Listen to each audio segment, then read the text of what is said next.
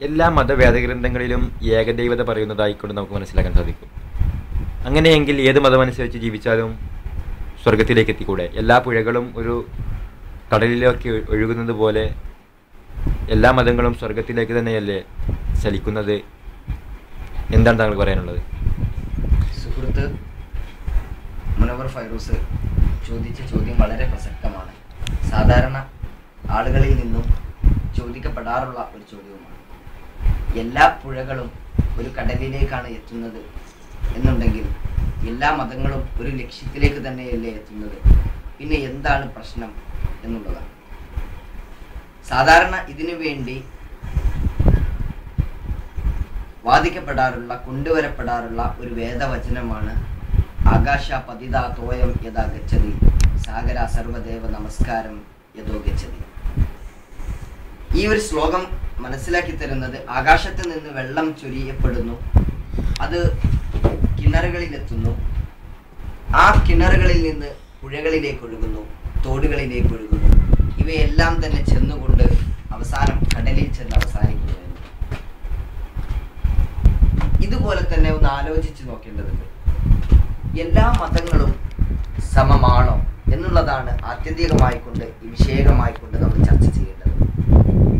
പക്ഷേ ഈ ഒരു ക്വസ്റ്റ്യൻ ആൻസർ സെഷനിൽ വെച്ച് ഇത്രയും വലിയ വൈഡായിട്ടുള്ള ഒരു സബ്ജക്റ്റ് ചർച്ച ചെയ്യുക എന്നുള്ളത് നിരർത്ഥകമാണ്. പക്ഷെ ഞാൻ പറയുന്നത്, ഒരിക്കലും എല്ലാ മതവും ഒരേ ലക്ഷ്യത്തിലേക്ക് എത്തുന്നില്ല. പല പല ഗ്ലാസുകളിൽ നിന്നാണ് മദ്യം കുടിക്കുന്നതെങ്കിലും ഒരൊറ്റ വയറിലേക്ക് എത്തുന്നതെങ്കിലും ആ മദ്യത്തെ നമുക്ക് അനുകൂലിക്കാൻ പറ്റും. മദ്യം നല്ലതാണെന്ന് പറയാൻ പറ്റും? ഇല്ല. ഉദാഹരണത്തിന് കുപ്പി ഗ്ലാസ്സിൽ നിന്ന് നമ്മൾ മദ്യപിക്കുമ്പോൾ അതിന് തൊട്ടപ്പുറത്ത് നിന്ന് തന്നെ സ്റ്റീൽ ഗ്ലാസ്സിൽ വെച്ച് മദ്യപാനം നടത്തുമ്പോൾ, അതിനപ്പുറത്ത് നിന്ന് തന്നെ ഒരു ഫൈബറിന്റെ ഗ്ലാസ്സിൽ നമ്മൾ മദ്യപാനം നടത്തുമ്പോൾ, മൂന്നും വ്യത്യസ്തമായ ഗ്ലാസ്സുകളാണ്. എന്നാൽ ചെന്നെത്തുന്നത് ഒരേ ലക്ഷ്യത്തിലേക്കാണ്, നമ്മുടെ വയറ്റിലേക്കാണ്. പക്ഷെ മദ്യം അവിടെ ശരിയാണോ? അല്ല. ഇതുപോലെ തന്നെയാണ് ഈ മതങ്ങളുടെയും അവസ്ഥ. എന്നാൽ ഇസ്ലാമിനെ സംബന്ധിച്ചിടത്തോളം ഇസ്ലാം മാത്രമാണ് സത്യമായ മതമെന്ന് അടിയുറച്ച് വിശ്വസിക്കുകയും പ്രചരിപ്പിക്കുകയും ചെയ്യുകയാണ് ചെയ്യുന്നത്.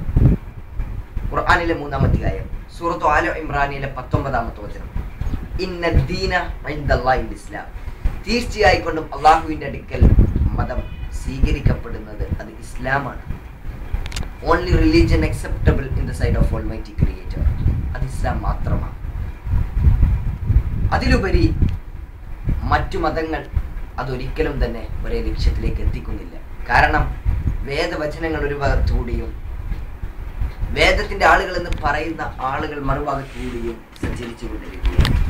ബൈബിളിന്റെ വാഹകരെന്ന് പറയുന്നവർ യേശു പഠിപ്പിച്ച കമാൻഡ്മെന്റ്സ്, നിബന്ധനകളല്ല യഥാർത്ഥത്തിൽ പിൻപറ്റുന്നത്. യേശു പഠിപ്പിച്ച ഒരു കാര്യമുണ്ടെങ്കിൽ അതിനെതിരായിക്കൊണ്ടാണ് ക്രൈസ്തവ സമൂഹം നീങ്ങുന്നത്. മത്തായി എഴുതിയ സുവിശേഷം 4-ാം അധ്യായം 10-ാമത്തെ വചനം പറയുന്നതായിക്കൊണ്ട് കാണുവാൻ സാധിക്കും.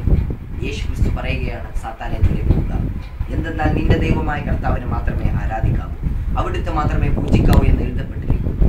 ഈ ഒരു കാര്യത്തെയാണോ ഇന്ന് ക്രൈസ്തവ സമൂഹം പിൻപറ്റുന്നത്? അല്ല, ഒരിക്കലുമല്ല. വളരെ വിശാലമായിട്ടുള്ള രംഗത്തേക്ക് നമുക്ക് കിടക്കാൻ പറ്റും. ഈ വിഷയവുമായിക്കൊണ്ട് ഓരോ ചോദ്യങ്ങൾ വന്നാലും അതിന് നമുക്ക് ആൻസർ ചെയ്യാൻ പറ്റും. പൊതുവായിട്ടുള്ള ഒരു ബാഹ്യമായ രൂപം ഞാൻ പറഞ്ഞു എന്ന് മാത്രം. ഇത്രയുമാണ്. ഒരിക്കലും എല്ലാ മതവും ഒരു ലക്ഷ്യത്തിലേക്ക് എത്തുന്നില്ല. എല്ലാ പുഴയും ഒരു കടലിലേക്ക് എത്തുന്ന പോലെ എന്ന് ഇതിനെ ഉപമിക്കുവാനും സാധ്യമല്ല. കാരണം ഇസ്ലാമല്ലാത്ത മറ്റു മതങ്ങളിലെല്ലാം കളങ്കമുണ്ട്, വ്യതിരിക്തമായ അഭിപ്രായങ്ങളുണ്ട്, പ്രശ്നങ്ങളുണ്ട്. എന്നാൽ ഇസ്ലാം അത് അതിജയിച്ചു നിൽക്കുന്ന ആദർശമാണ്. ലോകത്ത് സർവ്വലോക തമ്പുരാനായ അള്ളാഹുവിന്റെ അടുക്കൽ സ്വീകരിക്കപ്പെടുന്ന മതം മാത്രമാണ് ഇസ്ലാം. ഇസ്ലാം സ്വീകരിക്കുക വഴി മാത്രമാണ് നമുക്ക് സാൽവേഷൻ, മോക്ഷം ലഭിക്കുകയുള്ളൂ. അല്ല എന്നുണ്ടെങ്കിൽ ഉറപ്പാണ് ഇസ്ലാം അല്ലാത്തതിനെയാണ് ആരെങ്കിലും മതമായി സ്വീകരിച്ചതെങ്കിൽ അവൻ ഉറപ്പാണ് നിത്യനരകത്തിലേക്ക് കണ്ടിട്ടുള്ളവരാണ്. ഇസ്ലാമിനെ പഠിക്കാൻ, തെറ്റിദ്ധാരണകൾ അകറ്റാൻ ഒരു മുസ്ലിമായിക്കൊണ്ട് സർവശക്തനായ റബ്ബിന് കീഴ്വണക്കം പ്രാപിക്കാൻ വേണ്ടി ഓരോരുത്തരും